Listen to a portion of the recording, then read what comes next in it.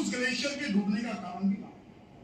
प्रकृति से हमने छेड़छाड़ करी, हमने जंगल काट दिए और कंक्रीट के जंगल तैयार कर दिए, बड़ी बड़ी बिल्डिंगें बना दी। हरियाली लानी होगी, चाहे घरों पर लगाए, छतों पर लगाए। जहाने बताओ फिर कहाँ जाओगे। बुलबुलो, अगर तुम्हारा चमन लुट गया, चहचहाने बताओ फिर कहाँ जाओगे। गर पत्ते ये पेड़ शाखाएं न होंगी, आसियाना बसाने कहाँ जाओगे। आज जो ग्लोबल वार्मिंग शब्द है, इसके नाम से पता लगता है ग्लोबिंग माने विश्वीय और वार्मिंग माने गर्माहट। पूरा विश्व इस समस्या से परेशान है, ये वैश्विक समस्या है। हमारे प्रधानमंत्री भी आजकल इसका जिक्र करते हैं विदेशों में, और पूरी दुनिया परेशान है।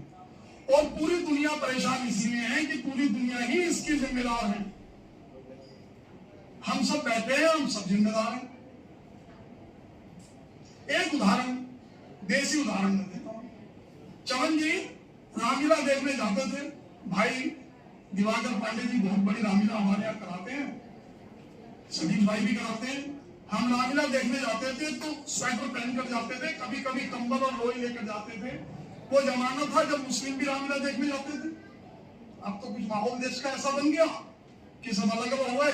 नहीं तो मुहर्रम मनाने हिंदू जाते थे, ईद मनाने और रोजा अफ्तारी करते थे और शामिल होते थे, और मुस्लिम रामलीला देखने जाते थे। इसलिए मैं कह रहा हूँ कि बहुत सारे मुस्लिम साथी बैठे तो उन्हें भी याद होगा कि जब रामलीला देखने हम जाते थे तो स्वेटर पहन कर जाते थे, अंदर इनर भी पहनते थे, ऊपर से कई बार लोई भी पहनते थे, और मौका मिलता था तो आग भी जला लेते थे। और आज हमारे दिवाकर पांडे जी उसमें बाकायदा कूलर और एसी का इंतजाम करते हैं, करते नहीं वाले थे। यही है ग्लोबल वार्मिंग, यही है परिवर्तन। अगर आधा आधा डिग्री भी 5 साल में बढ़ता रहा तो 45 डिग्री, 46 डिग्री, 47 डिग्री तो कभी सुनने को नहीं मिलता था, वो 50 डिग्री तक पहुंच गए सतीश भाई। और तब क्या होगा? अब कहीं गर्मी बढ़ रही है तो इससे क्या हो रहा है? एसी चल तो नहीं, एसी चल रहे हैं इसलिए गर्मी बढ़ रही है, और गर्मी बढ़ रही है इसलिए एसी चल रहे हैं। दोनों एक दूसरे के पर्यावरण से। और गर्मी हमने बढ़ाई, हमने एसी चलाई। पहले मोहल्ले में एक एसी किसी क्या होता था, शायद नहीं भी होता था। चलो भाई तो हम कहते थे बड़े पैसे वाले लोग हैं जी, ऐसे ही मानते थे। लेकिन शायद एक घर में आज अगर 5 फ्लोर हैं तो 5 फ्लोर पर 5 कम से कम एसी लग रहे होंगे, 10 भी लगे हों तो कोई बड़ी बात नहीं। हर घर कमरे में एसी। वो जो गर्मी हम छोड़ रहे हैं, हम गाड़ी में ला रहे हैं। पहले गाड़ी मोहल्ले में एक होती थी, हम सबके पास घर में 2-2, 3 है। अब तो अच्छी अच्छी कॉलोनियों में जाओ तो पार्किंग इधर भी है, इधर भी है, बीच में से सिर्फ गाड़ी सीधी निकलने का मौका मिलता है। अगर गाड़ी मोड़नी पड़े तो कोई गली देखते हैं, फिर जाकर गली गाड़ी। मैं बिल्कुल आपसे प्रैक्टिकल बात कर रहा हूँ, जो आज आप भुगतते हैं। ये सब कारण ग्लोबल वार्मिंग के हैं। गर्माहट बढ़ रही है। अब गर्माहट बढ़ने से क्या हो जाएगा? सर गर्मी तो बढ़ रही है, 51 डिग्री, 52 डिग्री, 53 डिग्री भी हो जाएगा तो क्या हो जाएगा? क्यों परेशान है?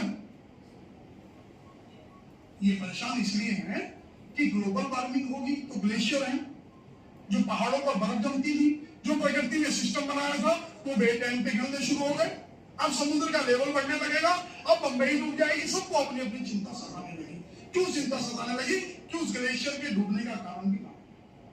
आप कुदरत का निजाम समझिए साहब, जो कुदरत ने हमें बना के दिया। ये हवा आती है, कभी देखी किसी ने कहां से आती है? हम महसूस करते हैं कि खुदा, कुदरत, भगवान ये हवा आ रही है और हमें टच करके जा रही, हम महसूस करते हैं। हम नहाते हैं तो सूर्य देव उसमें से वाष्प ले लेते हैं, भाप ले लेते हैं। समुद्र में से भाप लेते हैं, नदी में से भाप लेते हैं। हम कपड़े धोते हैं तो भाप लेते हैं। और इतना बड़ा फिल्टर सिस्टम लगाया, पाइपिंग सिस्टम लगाया कि उसको ऊपर ले जाते हैं। ऊपर इतना बड़ा स्टोरेज सिस्टम बनाया आकाश में कि उस सबको वहां स्टोर कर लेते हैं। और उसके बाद वहां इतने बड़े बड़े कंटेनर लगे हुए हैं कि उसको, जल को उस सब हिस्सों में पहुंचा देते हैं जहां से वो लिया भी नहीं गया, और जब जहां जरूरत होती है उसे बरसा देते हैं। ये कुदरत का निजाम है, उसे हमें दिया था। तो ऐसे पहाड़ों पर बर्फ जम जाती है कि जहां कोई आवश्यकता नहीं है। वो हमारी आवश्यकता के लिए वहां इतना टेम्परेचर होता था सतीश भाई कि वहां बर्फ जम जाती है, ग्लेशियर जम जाते हैं। और जब जरूरत होती है गंगा में, यमुना में, सरस्वती में और नदियों में, तो वो पानी धीरे धीरे पिघल कर नीचे आना शुरू होता है।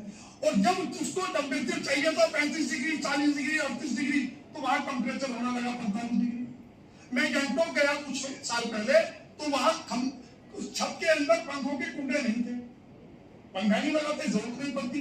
अभी श्रीनगर जाना हुआ तो मैंने देखा कि वहां घरों में पंखे चल रहे हैं, जरूरत महसूस होती है। यह है ग्लोबल वार्मिंग।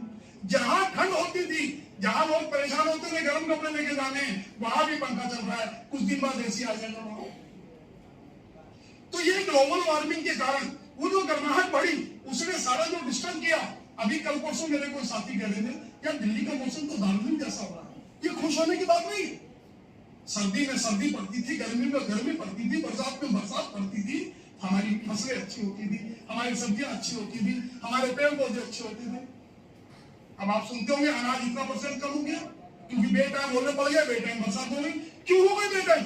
जब हम सब कुछ बिना समय कर रहे हैं तो वहां भी सब कुछ बिना समय हो रहा है।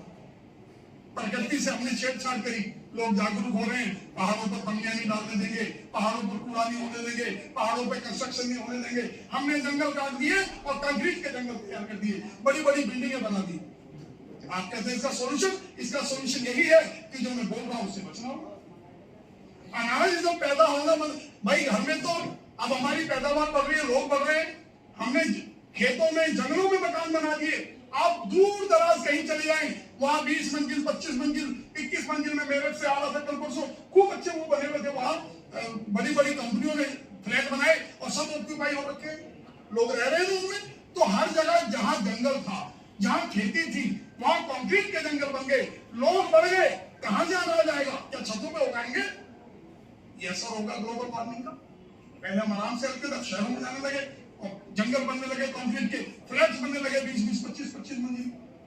कई बार तो सुप्रीम कोर्ट को ऐसे आदेश देने पड़े कि अभी आपने देखा वो नोएडा में बिल्डिंग को गिराना पड़ा। तो सब हम लोग खुद दुश्मन हैं।